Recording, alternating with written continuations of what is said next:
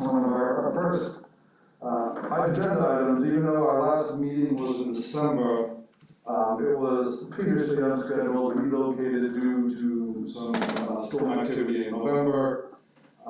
It wasn't technically a mandatory meeting, but I believe the minutes did go out. It was more of a walking tour than an actual meeting, but I think we had some good feedback and some really good information from the staff on hand.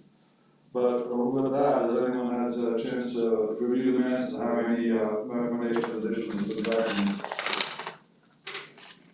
I have something, just want to suggest, okay, that in that minute that we put the purpose of that visit, because that will help somebody else who didn't go to see exactly why we went over there and what exactly happened. I think that. Certainly, yeah, like kind of a topic of discussion or conversation. Yeah. And a little timeline aspect to it. All right. Could you provide me a little bit of feedback how you'd like that worded? And I'll happily add it to the minutes. And then going forward, when I send these out, if you have a chance to give me your feedback prior to me, that's helpful as well. Thank you. All right, so we'll send you a little verbiage on that, Thank you. but then, we can table that, approval of those minutes until our next meeting. Okay, very good. With that, we would move on to board member comment, and we welcome Ms. Morgan. Well, thank you. I'm happy to be here and happy New Year to everybody. I was actually only going to talk about the board legislative agenda having to do with career and technology education. We have put on our platform to authorize a statewide adjunct instructor model for secondary CTE instructors that allows for flexibility and compensation to fill instructional vacancies in high demand programs in the county such as healthcare and construction trades. And about half an hour ago, I learned that we may in fact already have that authority and somebody is looking into it. I think you all may remember me mentioning at one of our previous meetings that one of the problems we have is hiring instructors because we can't pay market rates. But that may not be the case. So I will have to update you at another time. And that's really my only comment. We are, for those of you who are interested in seeing the new proximity plan, a little bit, right now we have 3 zones for busing and school attendance. And those 3 zones are divided into 3 subzones. We are rolling out draft proposals for a new proximity plan to begin the school year August 22. The new proximity plan will not have the subzones, it will simply have zones. The goal of the new proximity plan is to shrink the number of options available to students in dense areas and try to create more of a neighborhood sense of school, and also to shrink the transportation costs associated with taking kids beyond the class as opposed to school time. There will be 4 meetings held. I don't have the dates and places yet, but there will be one in the South Zone, Zone on the Cape, and one in North Fort Myers, I presume. So what I'll try to remember to do is let Julie know when those are scheduled, and if any of you are interested in attending the meetings, feel free to do so. And those are my comments. You guys are getting rid of the subzones? Yep. It would actually make every school its own independent subzone, is that how it's trying to do it? Yeah, so for example, right now on the Cape, which we have a lot of schools in a very small area, particularly in the south. Some kids, because of the subzone arrangement, actually are entitled to sign up for 17 different elementary schools, which is ridiculous. So, and parents are choosing based on, well, does this one have school, does this one have programs before breakfast or programs after school, so if it matches with my workday, et cetera, et cetera. What we're trying to do is make sure that every school has the same before and after school programs so that there's no ancillary decisions made around selection. And that we restrict the selections to maybe 3 to 5 schools based on where that child lives. That will start with the entering kindergarten class and new students coming into the district in 22. We aren't going to reorganize all the kids, but essentially that will be the new way in which kids are scheduled to schools. So you're gonna have more than 3 zones? Yes, we're going to have, we're up to O. So how many letters does that take? How many? A bunch. A bunch. Good. Yeah. And the two of the zones, North Cape and Lehigh, are large enough so that if the expansion happens there that we anticipate, let's say 10 years out, we will have the ability to subdivide those zones into new zones. So, our staff put together 3 drafts. Primarily, the differences between the 3 drafts were with respect to Fort Myers, Central, South, and across the river. So they had 3 different options there. And then they had a meeting with community members and, people from the county and from the cities. And they looked at it and they made some suggestions. So the 4th draft, which I really liked, is very clean and it looks like we are trying to create a sense of neighborhood. Anyway, that's, keep your finger on that and we'll see where we go. But hopefully the public response will be positive. Those are my comments. Thank you. All right, thank you. Moving on, our next item is a public comment, and not seeing members of the general public here today, we'll go with that. Kind of looking for an outline, we planned out the first few meetings and then didn't get that deep into the year before we hit some hiccups. So I'd like to go on with real quick closing thoughts on college discussions. Is there anything that people walked away thinking and kind of had second thoughts on, or would like to kind of add to discussion we had last time? I know it was kind of a lot to incorporate, and there was a good discussion afterwards. It was just kind of, putting out the idea that, any gathered last thoughts. I mean, we saw the programs. I think some of the committee's initial input was that, could possibly be a little better advertised. I think a lot of us weren't sure that it was out there. But then even hearing from them that, the waiting list that they have to get into some of these programs was kind of remarkable. So, I mean, it's good to see that they're moving forward with expanding, the programs in need. But is there any other thoughts from the group as to programs that, we didn't see or weren't addressed, or thoughts about that in general? Very informative. Yeah, I was surprised at everything that was there. Yeah. Yeah, I mean, there's some, it's pretty well put together what they have. So how would we go about communicating both to employers and potential students? We don't have the advertising budget that the private schools have. So we can't put up billboards and do all the things that they do. Any thoughts on either holding an open house for employers, or how maybe involving BIA or some of the trade organizations? What thoughts do you have about how we might open this up a bit and you guys community? With the BIA, I know that we've been working closely with it. It would be nice to actually put the plan together and execute something with them. I like your idea about the open house, because it seems like with the public side, that school, I mean, they can do open houses themselves, and they could, they could rally up some ideas and start bringing some people, because again, I've been here almost my whole life, and I never knew that was there. And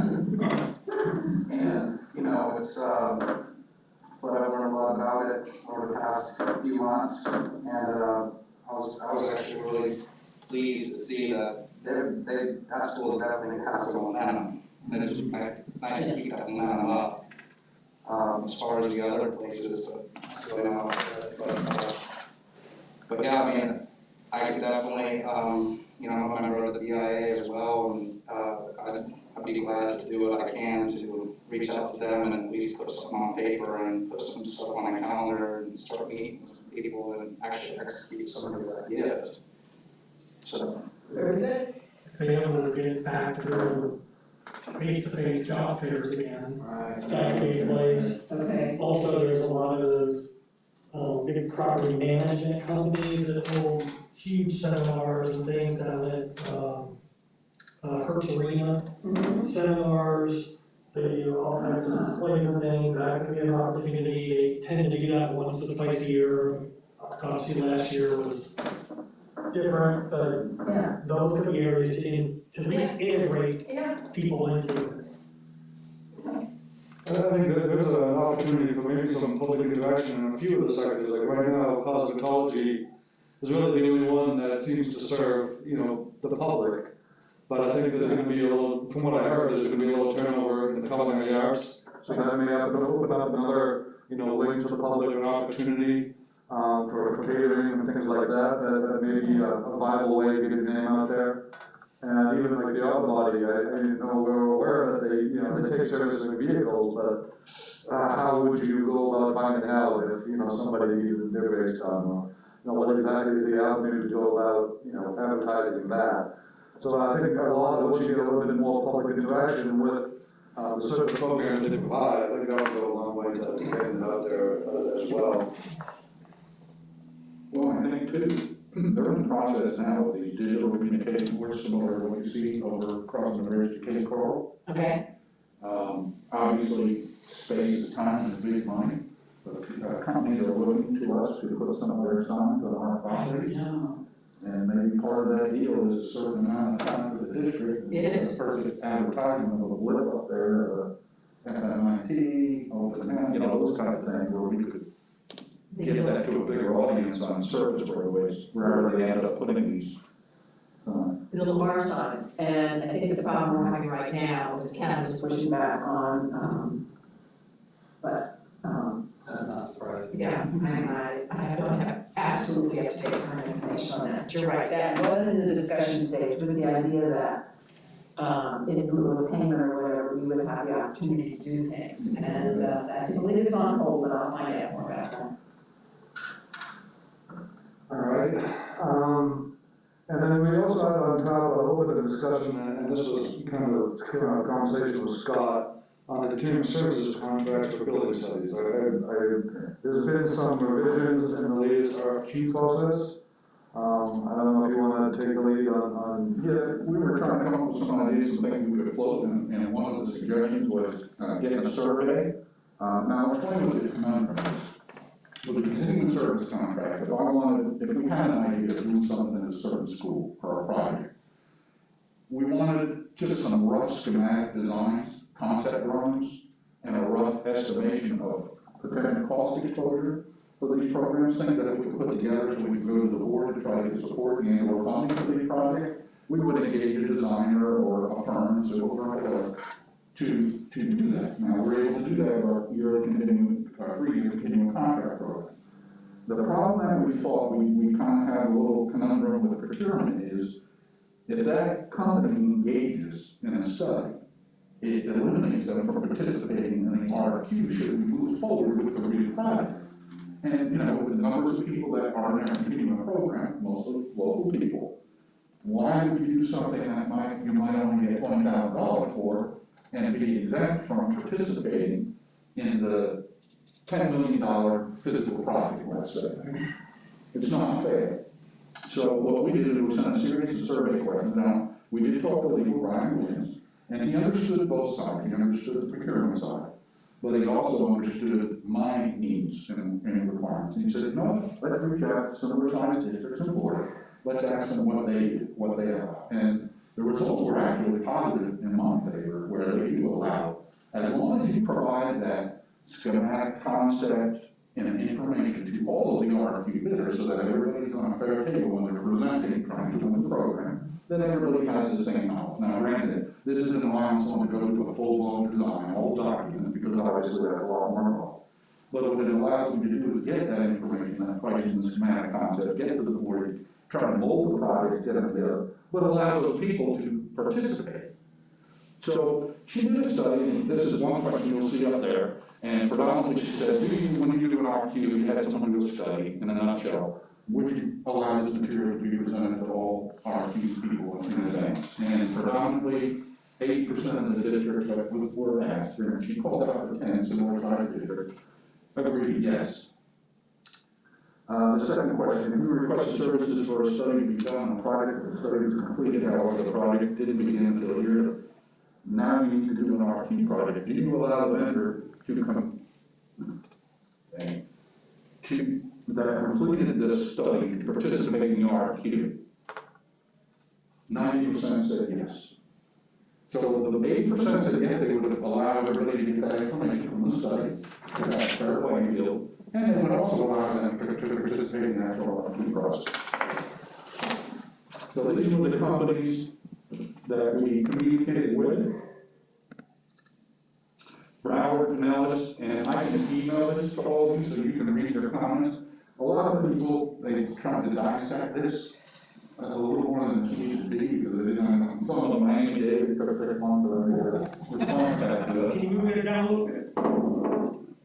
And we got Brevard involved.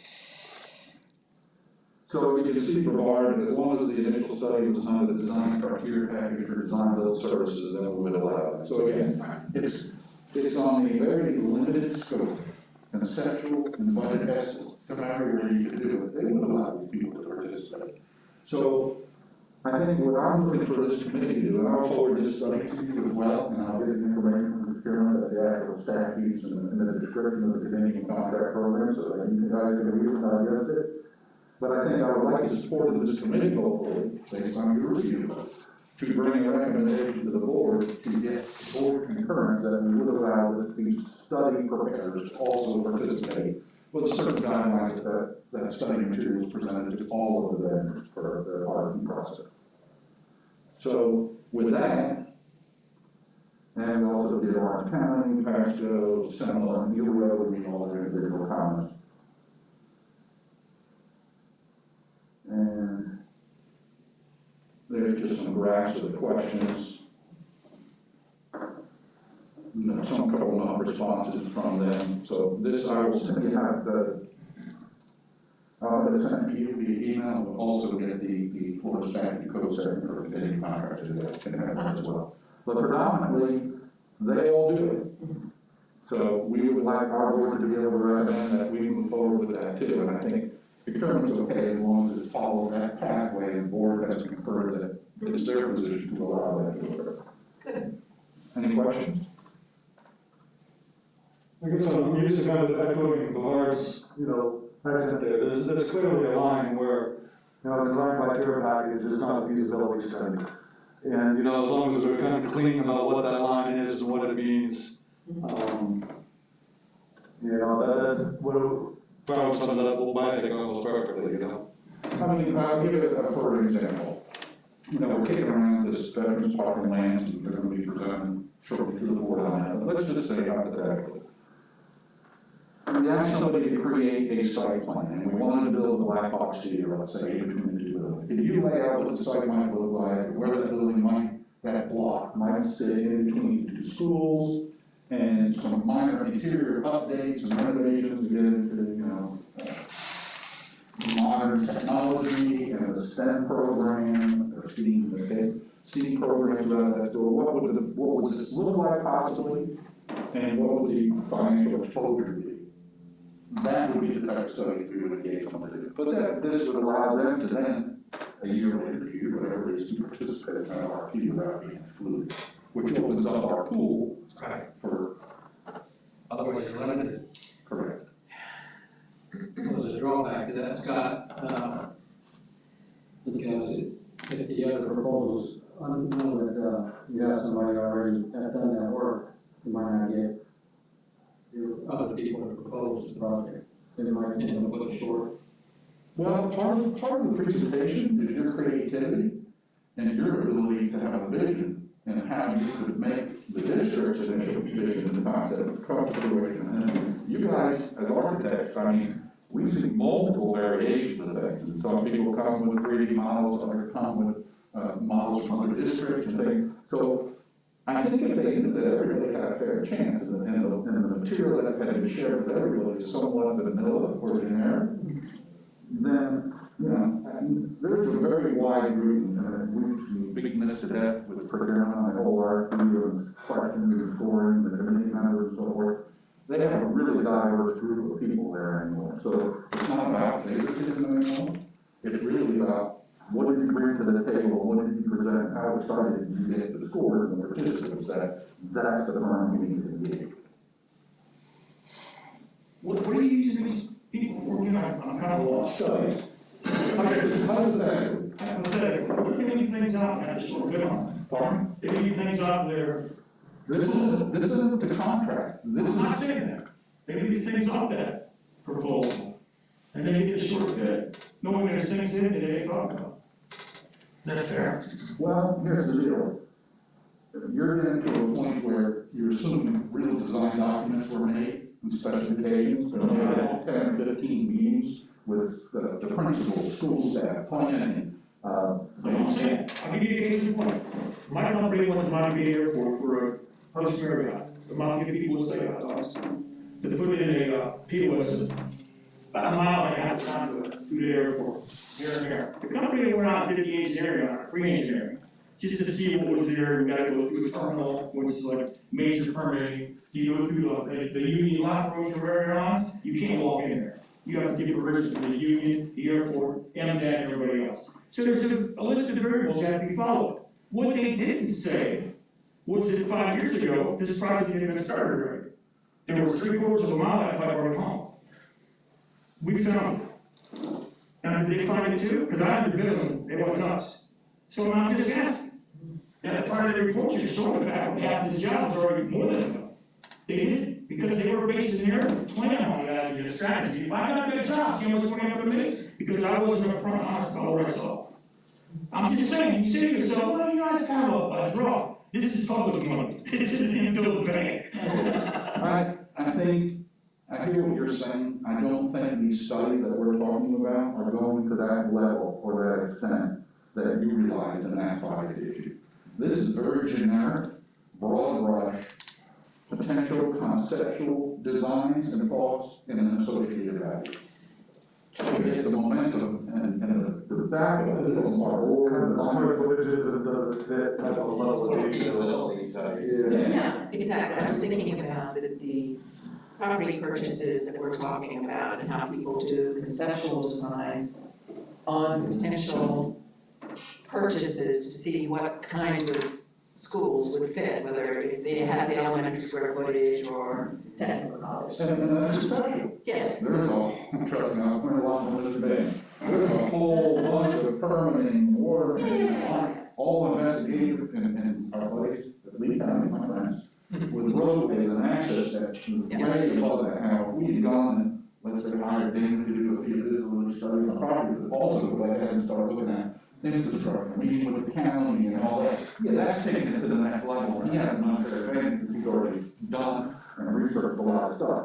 And hopefully, you know, did he share it in that study? Maybe, maybe not, and that would be where your phone comes into play, that it's an unfair advantage for that company. Dana knows there's 32 troubles out there and no one else does. Correct. No, it's rooftop houses.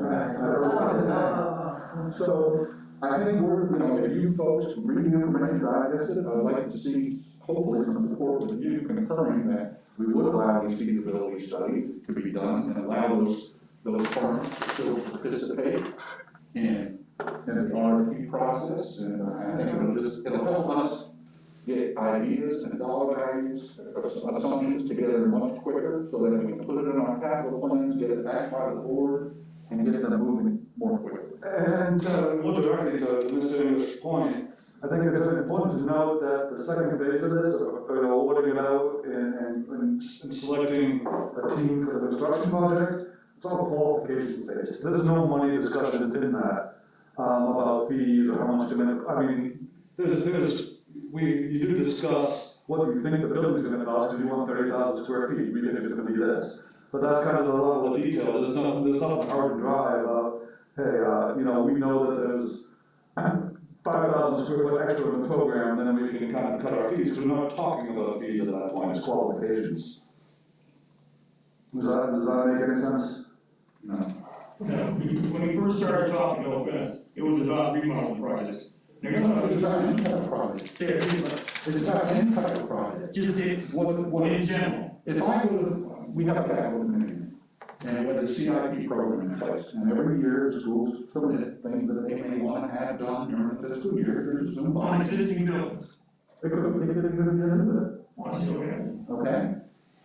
If it's not on the radar in 5 year to 10-year long-range capital plan, we're in this big pre-K movement right now, I just completed James Stevens' little conversion. There could be another area where they want another conversion of a building or a little addition put out there.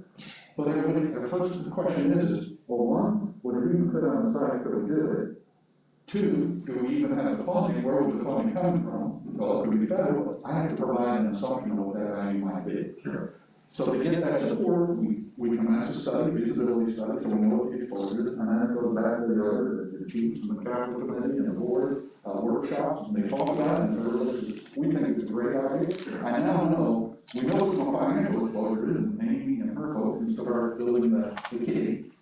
And then we can start with the RFP process to start bringing that up, but we would then take that study, what we thought it was feasibility, and what the plans were, maybe a scope and programming and so forth.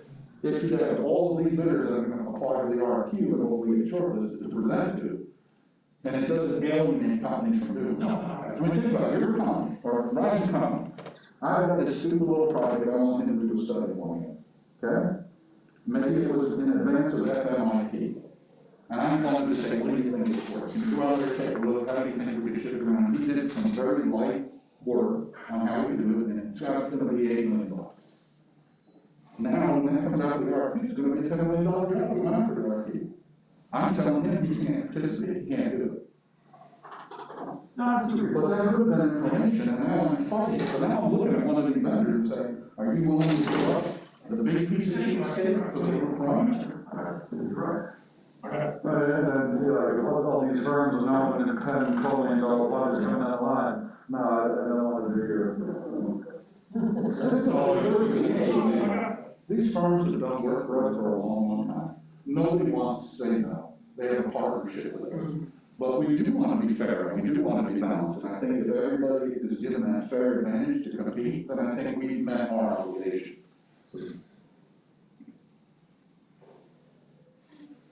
So, we'll get you this information, read it, we'll talk about it some more a little bit at the next meeting, let me know what your thoughts are.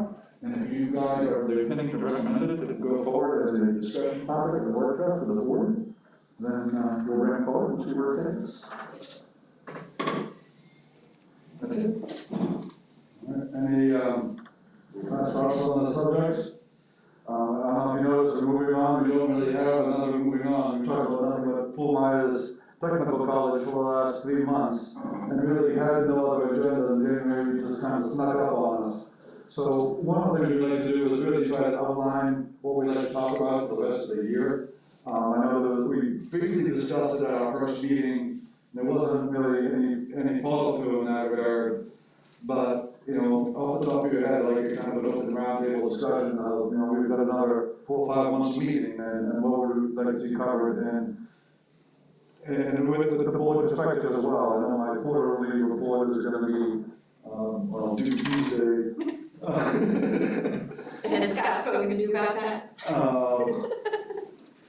Which Julia's mission is to relentlessly let you and Darren know that someone needs to one be in the superintendent's office, I believe it's at 7:30 in the morning. It's a Zoom meeting, man.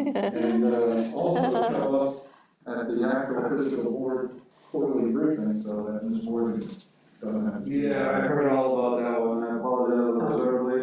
I didn't make the Zoom meeting, somehow the in-person board meeting just did not make my calendar. I could have made it if I'd known about it, but it was too late, and,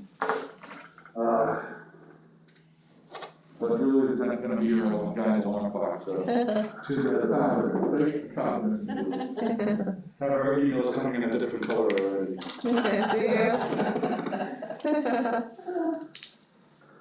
So you're looking for topics. Topics. Things to tackle. It's time to throw the spaghetti up against the wall, see what sticks, so any suggestions? Sales tax.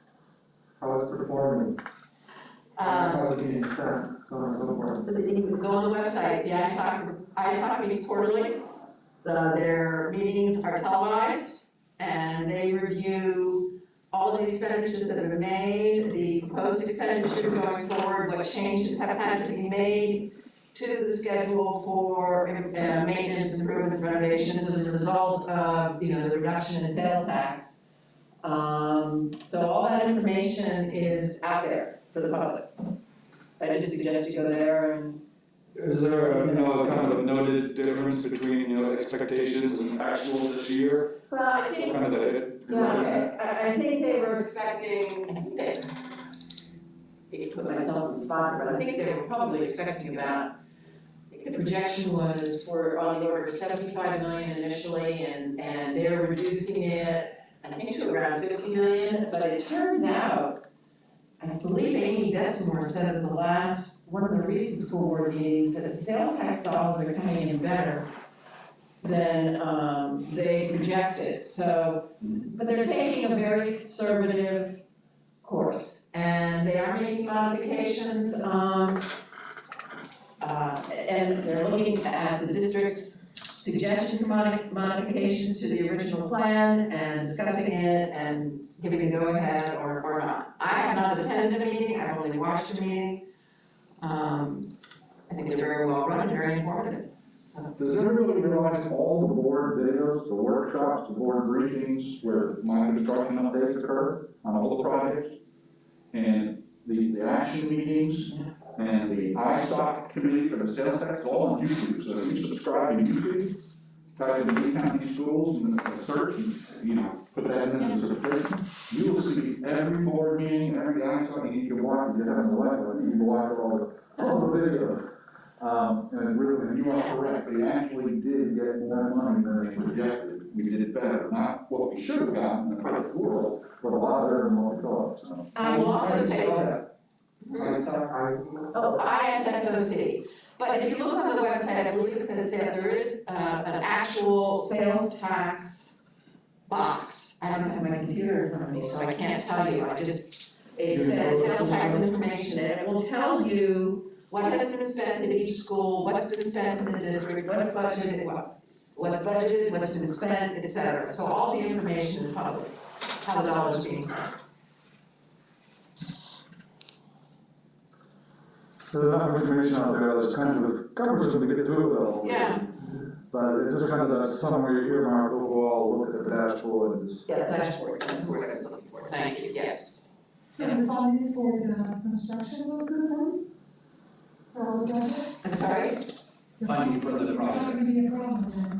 Well, I mean, we're obviously reconfiguring some things for two reasons. One, because we aren't getting the money we originally projected for this year, but also because there are changes in our needs that require refinements in terms of some of the projects that are underway or some of the projects that were anticipated. But right now, particularly with respect to the schools, the schools are still,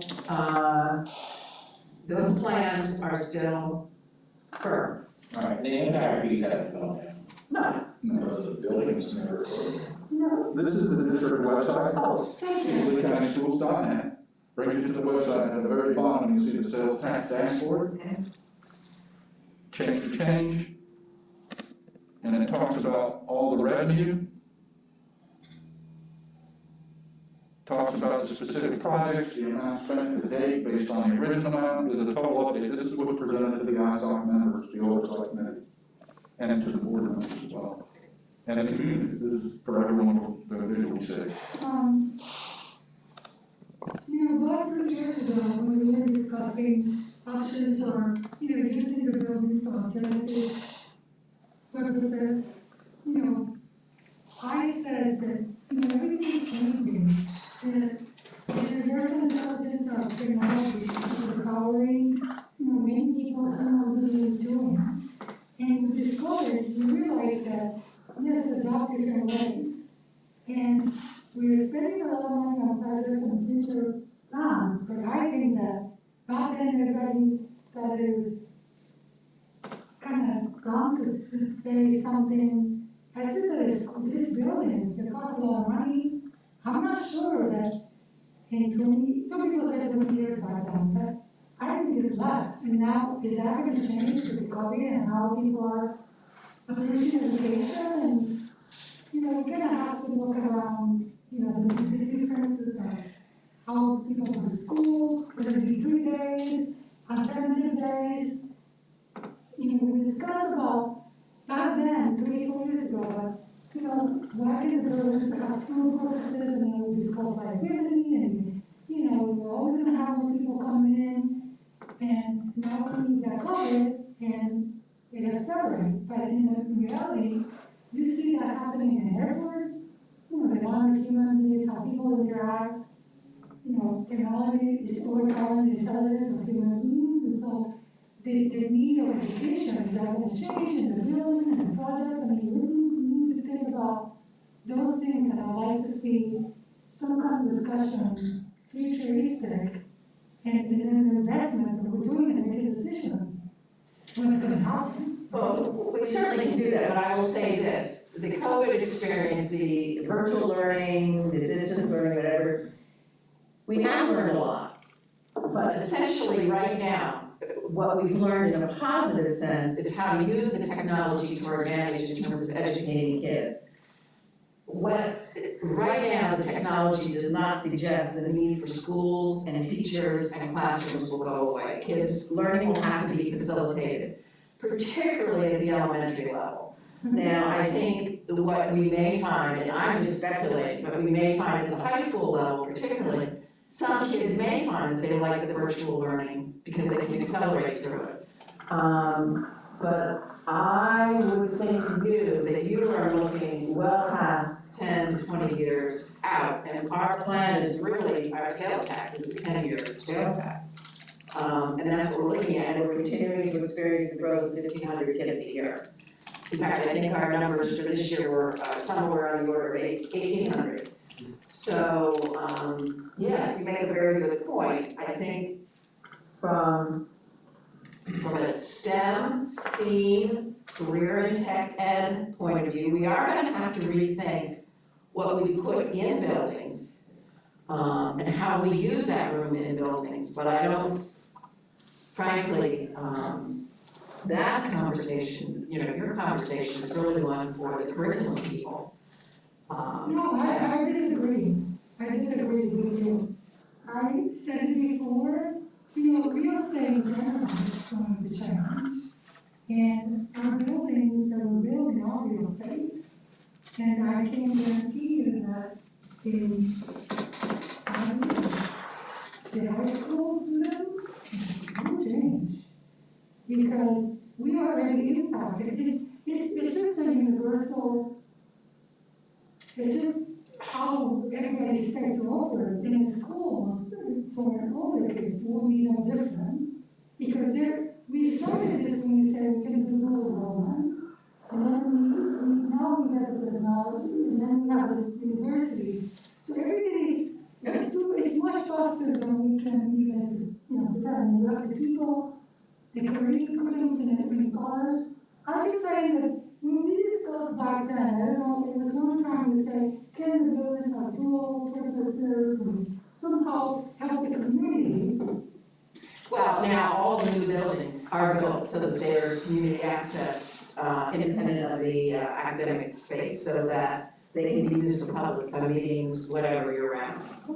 I do agree with you. One of my issues with Lee County, from a planning point of view, is that we're not talking about entertainment venues, libraries, and schools at the same time. We're talking about them independently, but that's something that that's a problem we can't address ourselves. For the way I see it, even when you go into the shopping experience, why do we have a gap in Old Navy and the other company in the same real estate building?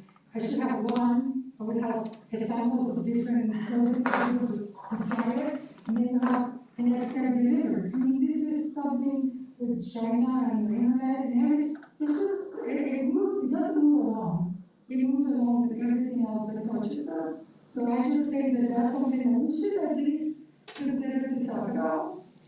The building, purpose of the buildings, so we are looking has and, you know, what is in there. In other words, we standardize what needs to be in the building and it's all the same, but multi-purpose.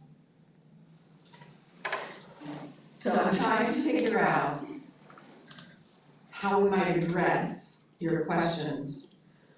And I'm not exactly certain whether it's a construction question or, I mean, it's a use of building, how we teach and how we use space. Will medical technology take care of it? Before we can go build these ginormous schools and stand I think you're in 100 perfect feet apart. feature that, you're in a perfect feature that Yeah. if anything positive could come out of COVID, it's gonna provide you the answer you're looking for. Yeah, Number one, Yeah. when the superintendent starts getting the scoring and the grades from all the students from the remote learning, Yeah. he's gotta report to the board whether they've met the standards prior, aren't meeting the standards. Number two, just my feel in the community, you're already seeing an increase in students coming back into in-face learning. Right. Well, did you The have to household have some of unit. them come back because their Yes. grade levels were, their scores were too low in the Yes. elementary And schools, they quite- had to come back. Quite frankly, people realize just how hard a teacher's job is. Combine that with the fact in today's economy, usually both parents have to work. It's a personal choice of sacrifice for someone to stay home and homeschool. And I think as these grades start getting reported to the board and what's happening across the board is gonna be the determining factor. You've got a lot of kids, and some of the kids haven't even checked in and done their grades. How do you grab those kids? There's a lot of kids that, you know, just don't have that supervision or the drive. I have one twin who is doing great at FGCU online. The other one needs to be that face-to-face person to drag him along.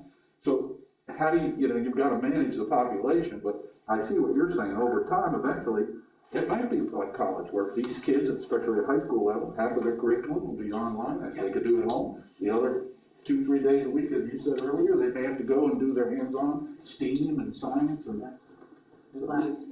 This is what she's talking about, it's a much bigger issue than, you know, than just educational, because things have changed so much so fast that there are companies that aren't even going back to their buildings for the next year and a half.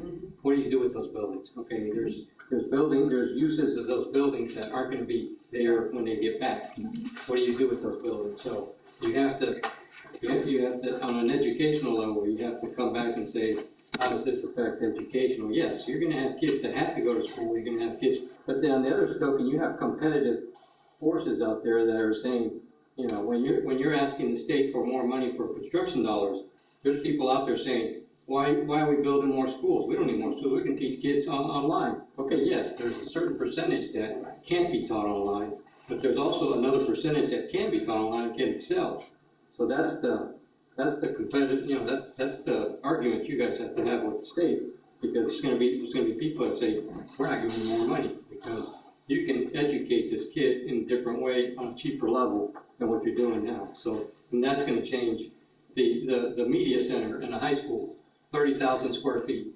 Okay, so that 30,000 square feet has to be reapportioned in some other way, because it used to be 100,000 books in that media center. There are no more books in that media center. So now you got an empty space that the principal can meet with 100, you know, teachers, which is fine, but you can't use it the rest of the year. You can put computers and stuff and you can do some, but it's a big space. What do you do with that? Well, we're actually leasing them out. We started at Benita High School. The community, Benita uses that for their community events and for seminars. So you're looking at repurposing those areas, and we're already doing that so that we have that potential revenue through our facility rental program, which we have a program that manages it, and they sign up and it's serving the whole enchilada.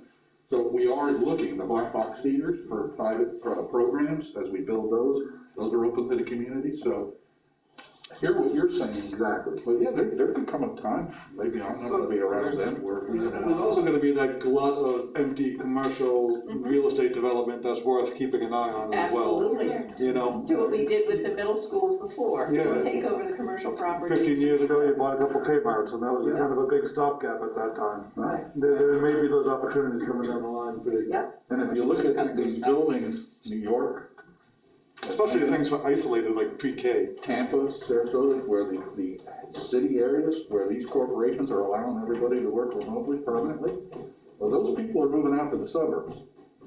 So you could see a reverse reaction here where the cities, in effect, become ghost towns, and the population is out in the suburbs, and we've got to provide seats for kids. Yeah, I think it's more like, I would think for this committee, I think it's gonna fall a lot on design. You know, things are gonna be getting redesigned, and it's gonna fall a lot on our designers. And that's even goes back to the point where we were talking about these feasibility studies. That's what we're talking about doing. We can start that. And design's gonna change. Population is not going anywhere. It's gonna keep rising, so we're gonna need the buildings. And so what that feasibility studies are gonna provide is things that are gonna, we're gonna address for you as well. Because it's like, what, 10 years ago, 15 years ago? I mean, sustainable design was a hot topic. You know, we had LEED buildings, we were doing all this stuff, and we knew it was expensive.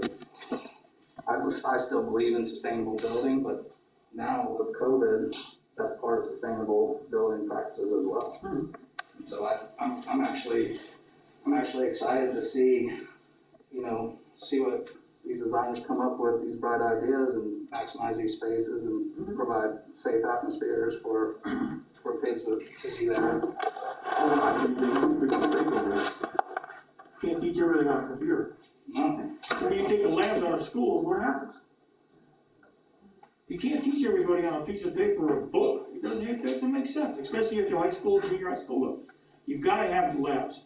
Without the labs, who goes out for education? Yeah. I'd rather have somebody that's done it at least one time and got their fingers burned, instead of somebody standing there that's never been burned. Well, I'm tired of making slime at my house with my daughter. I don't even know what. Are you doing food colors? Are you using food color yet? Oh, it's coming, okay. Let me just, you said, something that made me think.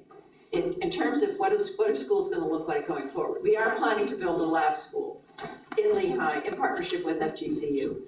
That will be a completely open concept school, driven by educators at the collegiate level who are, involved in research and best educational practices and that kind of thing, and embedding technology in, regular classroom instruction. So it's not like we're unaware that change is coming, but we're gonna have to pilot it, and that will be our first effort to work with our educational goals and the design dreams of whoever gets involved in the project. That was more to my point, because I think that we could look back in the future and say, what do we do with all these buildings? Just like the retail thing, or corporate buildings, what do we do with them?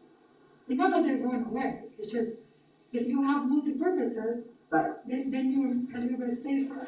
I hear you. Yep. Any other concepts for discussion in the future? Well, last year we kind of looked at projects that were under construction. You gave great reports, updates, and all that stuff. And then we also looked at some tear down schools and took a look at that and got the stats of that. I looked at the 5-year capital plan, and there's been a flurry of RFQs out for new capital projects that I've seen. Well, the question I have myself, what else is out there that this committee should be maybe helping the district to actually move forward beyond what I just talked about? I don't know what that is, maybe there's nothing. But I know in the past that this committee has worked in site selection process and things like that also, as an example. And just looking in the future here, which I think is part of the mission of this committee, is it not? So I don't know what's out there, but when I look at the capital plan, it's a little bit confusing to try to understand it. Because they have allocations of money over multiple years, and they for different projects and so on and so forth. And other projects come up that are not on the capital plan, as you all know. So, if there's some way to quantify that, kind of just talk about that in a meeting, that would be interesting to hear that. And Because I think if I'm reading you right, you'd like a discussion on capital plan? Yeah, the CIP, maybe. Well, that was part of it. Yeah. The capital plan, which is our large board capital approved budget over a 5-year period, large capital investment, projects, facilities, additions, new buildings. Right. The CIP project is the needs of the school, which we throw a lot in, the ISOC money, the tax reference money, goes to both programs. But we dissect them out of the CIP, which is the needs of the schools, updating, new programs to be injected. And we do have that, so if you would like a discussion of that and how the two are melded together, and how the tax money is distributed to pay debt service on some of our large capital projects, that's a 5-year plan that you see. The school that Ms. Morgan talked about, the Lehigh Innovation School with FGCU and so forth, that's in the works. You won't see it budgeted anywhere, but it's in the works, and that will eventually show up on a 5-year plan. Right. There's the technical center, the mega one that they were talking about, it's being discussed. Eventually that will show up on the capital plan, an expansion at Cape Collegiate College, I don't know the right name, but that is on the radar, and you'll eventually see that slip up. That 5-year plan is updated every year to the board. But the 5 years is to show the roadmap on where we're heading with facilities. And the CIP plan, that will be updated every year. Even though it shows a 4-year go out, every year the schools have to reapply if they didn't successfully get their program approved for that fiscal year. So we can have a briefing on that to explain what the capital plan, the driving forces, and how we come up with that, and how we update it, and what the long range future projects look like, as well as the capital and what potential projects are out there for that. Okay? It's like what Mr. Taylor said, I mean, is there anything that you guys are needs, or I mean, is there any, what's out there that you guys are struggling with that we can help you with? You know, no matter what, some type of policy or procedure, or, you know, that's what we're here for, so kind of looking for some input from you guys, see what you guys are struggling with, or what you find, Where we can help. Yeah. Give, provide advice or direction or whatever it may be. I was thinking the same exact thing. Yeah. And maybe it's a question that you have to take back To the board. to the board or to department heads that are involved, like yourself, Scott, in construction. Where are you having challenges, which you brought up earlier, the discussion we had earlier, which is perfect, to get our feedback. But I think for, I'm the new kid on the block, but, just by the name of our committee, you're looking for advice on construction. And so I think what we need to know is what are those challenges that you're having, that we can help with, and it can't be, we're having a problem with this type of a chiller. It has to be in a more broad sense. Well, I think like the site selection was a good one, but it may be a little premature. I know you guys are still looking for land. It may be something that comes in down the road. Well, that kind of level of, Anytime there's a piece of property being purchased, I would recommend and think that they need to come to the capital committee for our input before it goes to they bring the special committee for each property purchase forward to recommend to the board. Right. But they're supposed to come to us, and they're also supposed to go to EDAC, I believe, back to EDAC, I'm not sure. So I would agree with that. Policies are big. I mean, my biggest problem on most of my jobs right now, time is money. You hear me say that all the time. It's dealing with the interlocal agreements and the counties and the other entities that eventually I can do everything I want on my little parcel. I have to touch somebody and create a driveway opening and deal with traffic and with the people along bridges. I mean, we're supposed to be a partnership, but it's a very strenuous dance we have to do to get our buildings moving forward. Even to the point where we're somewhat of an entity, but I can't just go out there and build a 2-3 story building without coming into codes and standards with the counties and the individual city entities with existing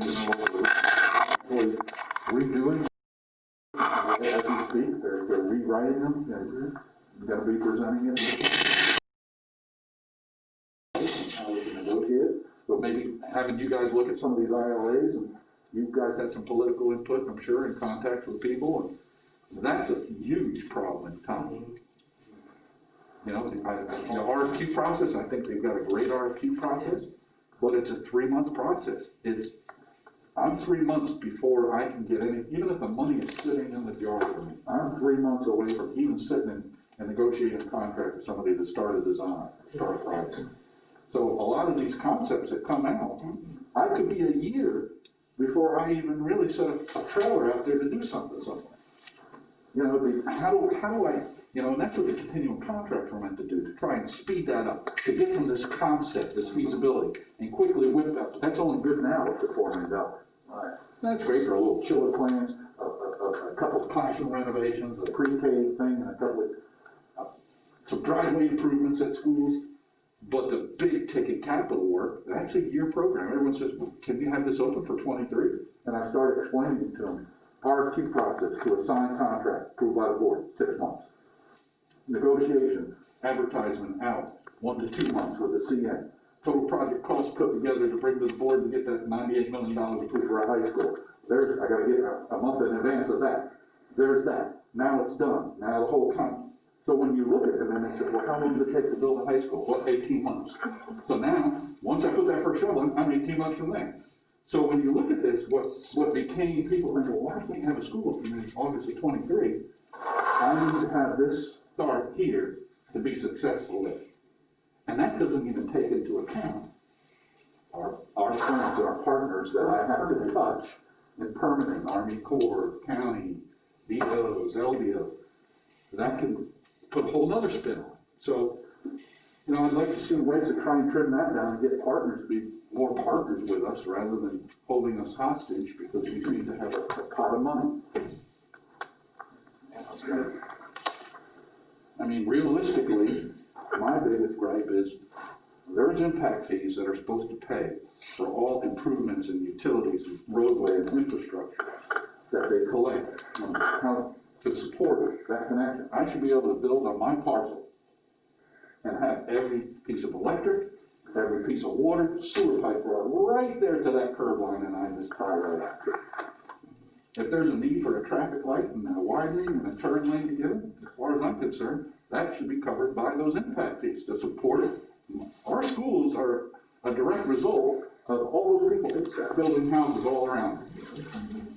So that's my biggest problem, but we're not gonna solve it overnight, but we certainly can come up with some great concepts to try and float and help our agents. And doing turning lanes a mile and a half down the road. I don't think they hold you hostage. There's a lot of things it leaves a bitter taste in my mouth, but I have to provide seats by a certain August.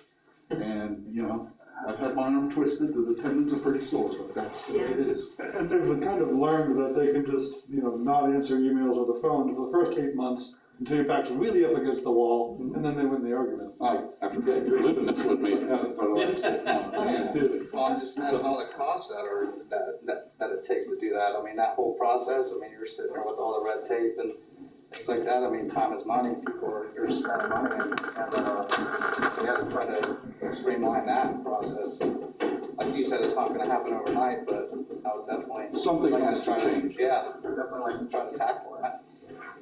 And I think a lot of it will start with the interlocals, because the interlocals are very old. Correct. So they've got to be updated so that everybody has a clear understanding, especially with new construction, and even when we go in and, you do a major renovation, that it's very clear who's responsible for what. And that's the real challenge right now, and, we're kind of in the middle of one where we have precedents from other counties where they've taken it to court, and the counties have said, municipality, you gotta bring everything to our front door. And our local folks say, we don't care what they said. And even though it was case law, they still disagree with it. And so we're fine with them, and so I think, the interlocal is gonna be the biggest key to get us over that wrestling match that has to happen on every single job. That's the baseline. Yeah. And by and large, the building code is on your side in all of this. There's all kinds of loopholes of saying you don't have to listen to local jurisdictions. You don't have to do all the things I'm asking you to do. But then you kind of overrule that with these interlocals, and now you're agreed to whatever somebody signed 12 years ago and kind of lost all those get out of jail free cards. Right now, Florida statute is at the benefit of a school board. An interlocal can supersede and strip some of your rights away, and that's where we are right now. Okay. All right, so I need to speak to the board attorney, and I need to speak to the staff attorney, chief staff attorney, about how interlocal agreements, how old they are. Do they have a sunset or? Yeah, do they sunset, sort of what's, I can tell you the answer, that we've been told. they won't renegotiate. No, they said there is no sunset on them. The only thing that you can do is go back and revisit them. They won't get a lot more. No, No, because they're all in the agricultural preserve and they wouldn't. They held it up for months. One other thing, while we got the dashboard up, I wanted to show you folks too. If you're interested in seeing the progress, if you go to leeschools.net, go to departments, go to operations, which is where construction falls under. We update this, so the same pictures and the information that we provide to the board in their monthly capital updates on all the capital projects, you'll be able to see actual projects. So click on the construction department. Call Scott. Project update, sorry. Yeah, call Scott. Yeah. I did that over the holiday, luckily I didn't get one call, frankly. These are just some of this is obviously Gateway High. Here's some new construction projects. More traffic, every kind of project we do, portable deployments. It'll give you the latest updates that were brought to the board, and it should show you a photo gallery. And all the new photos every month are added to this, so you'll see the progression of the job all the way through. Chiller plant inside, and I just received, if you haven't seen,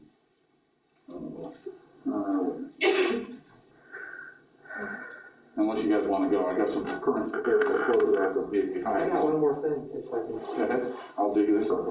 In terms of topics, Scott, I want to piggyback on what you said earlier about the studies and the conundrum that you have about someone doing a study and then not being allowed to actually do a final project. Myself personally, I have received mixed messages multiple times from the district over that whole policy. As an example, the innovation school, you just brought that up. We were personally contacted to do a programming study for that. And we were told that we were the second architect to be asked that because the qualification was, or the stipulation was, you would not be able to bid for the final project. But wanting to partner with the district whenever we can, we said, yeah, we'll help you out. Then later on, we were told that the project was canceled. And so your conversation about it going forward with Lehigh kind of confuses me. But that's just a side note. But the thing is, this mixed message is starting to ripple through the community, and there's a number of firms that are becoming really frustrated with the lack of continuity in the purchasing process. We talked about this at length last year, and I don't want to get back into that because I don't want to turn it into a gripe session, because that doesn't accomplish anything. But I would like for this committee to ask management to actually do a real public discussion on purchasing policies. The last so-called public meeting we had on that was a Zoom meeting, which was a CAC meeting with a few extra people invited in. Went back in 2015 when they started this whole refreshing and purchasing policy. They actually had public meetings, multiple public meetings, and anybody was invited to come and spend a couple hours with the district and learn and throw a lot of input into it. And there was a lot of great things that came out of it, but there's also, as we went through the process, we found the shortcomings too. And those shortcomings are still there. And there's a number of companies that have been long-term partners with the district that's pretty much said, I've had enough. I don't want to work with you guys anymore because you're unwilling to work with us and make it a way that we can actually compete. Because it's very frustrating. that's a perfect job for you guys. You gotta tell us where the problems are, so we can fix them. Well, So if there are shortcomings, what? we tried to. Have you brought recommendations to the board of policy with respect to some of these things? It wasn't brought directly to the board, but I believe it was covered with procurement when we went through it in our last year of, recommendations we were making, and we put a lot of ideas at them, and then they kind of came back and said, well, we're listening to a couple and then not listening to the rest, and that's kind of. That was procurement. Yeah. Okay, well, I think then, that you can provide advice to the board. You can make a recommendation to the board. You can say, these are the flaws from the point of view of the Construction Advisory Committee with respect to the purchase process. We believe policy is needed to address this, and this is what we think the policy should do. This is what should change. That's, to me, that's exactly what we look Well, for. yeah, after this last go around of changes, this is what we didn't agree with, Yeah, okay. essentially, And even trying to get us to agree with it amongst ourselves is not always a given either, so. Well, that you're gonna have to do. Yeah, I think that's something that we need to grapple with. Yeah. Okay. What's the format to go about doing that? That sounds like a lot of homework and bringing in ideas versus kind of going through it ad nauseum again and kind of asking for ideas, I think. Well, we have, Would the logical starting point be the last presentation that they gave us? They had a PowerPoint deal of like, these are the changes we're making, this is where we're gonna end up. And it spurred a lot of discussion, but there wasn't any follow-up with that. So I think by putting that in writing and kind of outlining our disagreement with items where they occur, that would be the logical starting point. Is that something we could get shared among the is it on the committee? website? Because they said that it was. But what I happened think they was, sent it to us, didn't they? but what happened was, they, like Ryan said, they did all that, COVID hit, and the next thing I know, there was a board update going back to you all, and we hadn't seen the board update, so I actually went on the board and downloaded that information to see what the final determination was. We were never received any feedback or briefing as to here's what we're gonna do. There was no feedback to that, and it didn't feel like it was a very fair discussion, at least to us. Yeah, and some of that is a procedurally awkward time to be doing that. Didn't help, certainly, but, yeah, that would be well thought. So you're talking about the committee reviewing or having somebody from staff come in and lead the discussion? It sounds to me like you really need to work the document I think we kind of yourselves. need to work it internally and then either make a recommendation to the board or bring staff in to Okay, make recommendations to them. Right. Maybe get their side of the story, their recommendations, of why it is the way it is, and then, Okay. maybe narrow it down as to our recommendations to the board. Procurement did make some changes to the format. Well, Do you think? Julie, how about we, before Frederick leaves, if you didn't know Frederick is moving on. Don't know if we saw them or not. How about we get the procurement process, the actual printed document of the process? Yeah. And we have an email to all of you, and each one of you highlight the sections you've got heartburn with, and write what you think the change should be. Whether it be proximity, whether it be history, whether it be previous, write down what you would like to see it change to. Then everybody can meet at the table, we can kick around what we think these suggestions is, and hopefully as a group you come up with a final product, and that then gets brought forward to the board for request for implementation, and the direction then goes to procurement to make it so. Yeah, if they have the document, that you can PDF and take the words out, you can put it on a document and people can make comments on each side of the, the paragraphs that they don't agree. And then that way we can have something to discuss once we come to the meeting. But I agree with you, I'm not quite, I think what Ms. Morgan was intimating, if I read it correctly, we kind of need you to spell out what you want changed. We just can't kick the can and complain about it, and I'm not saying there's anything wrong with your complaint, don't take that the wrong way. You need to provide the suggestions of what you think. We did provide suggestions, and one of the examples was the 7-year requirement on projects. The local guys didn't have any experience in the last 5, 6, 7 years, because we didn't have any work in 5, 6, 7 I years. thought we changed that, no? No, that didn't Okay, get so changed.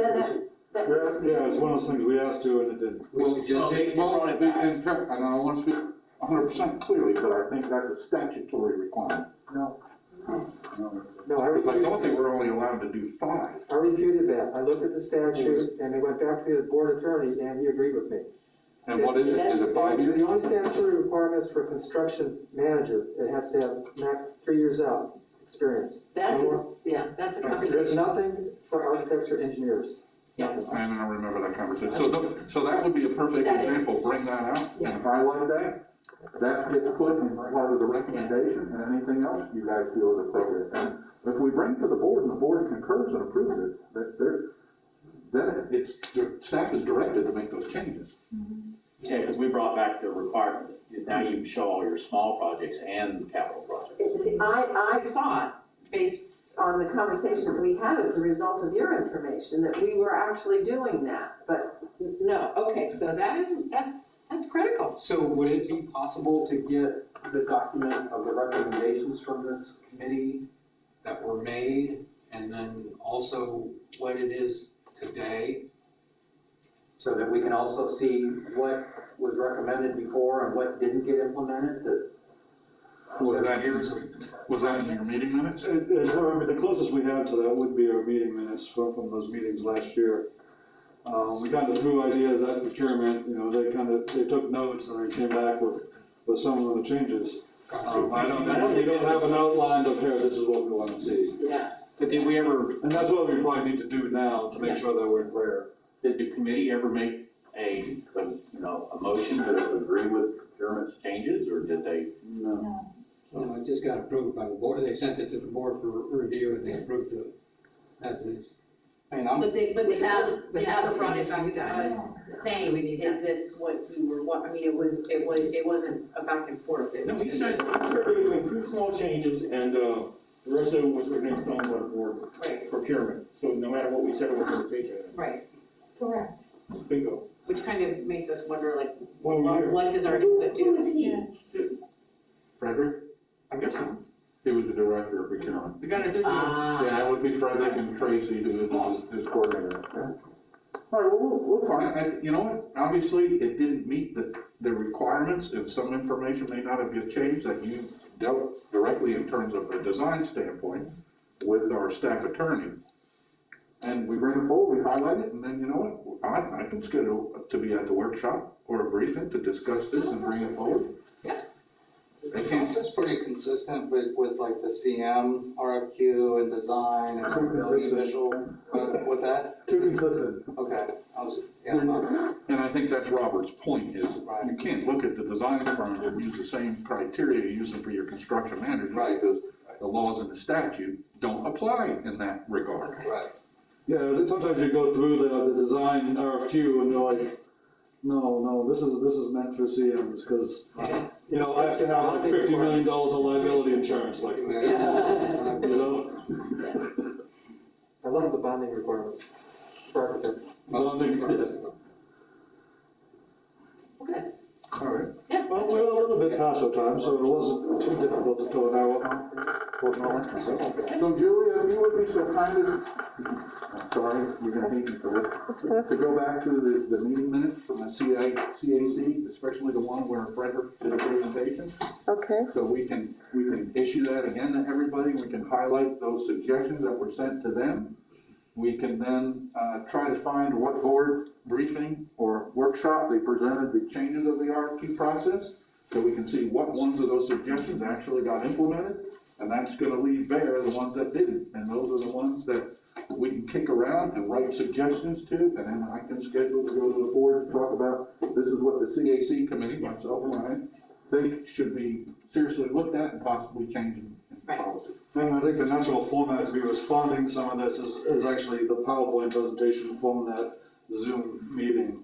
It's probably gonna be the logical starting point, in my opinion, if we pull that out for whoever has that, I don't know. Best way to share Do you that. want that PowerPoint and then the meeting minutes to go together and be sent out to Ideally, yeah. everyone? Yeah. Yeah, that'd be perfect. Yeah, because Frederick did do a comparison of what was and what wasn't. Yes. In that meeting, there's pretty heated discussion about the minority requirement, and I think we left it to the board attorney. He said he had some plans, and we No, took his- touch with it. His plans were, priority veteran. Do you remember? Well, he was gonna get back to us on developing something He's for that. working on getting the district some sort of, I can't say recognition or accreditation with respect to minority, contracts, that kind of thing. He's working on his, he did it in Miami-Dade, he's trying to bring it here. Right. So, that's that's in the works, I don't know when it's. Yeah, he said it could take a year to 2 A year years. to It's a very exhaustive Yeah. thing that has to be done. Yeah. And I believe that's a set-aside program.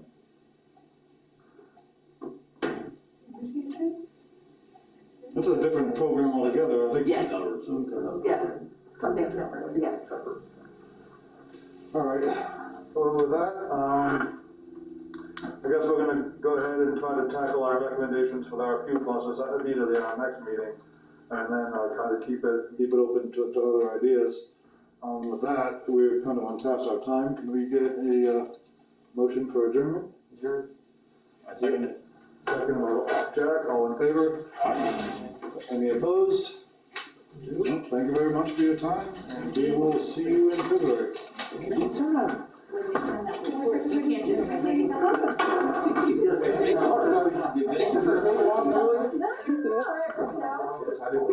Thank you, Nick.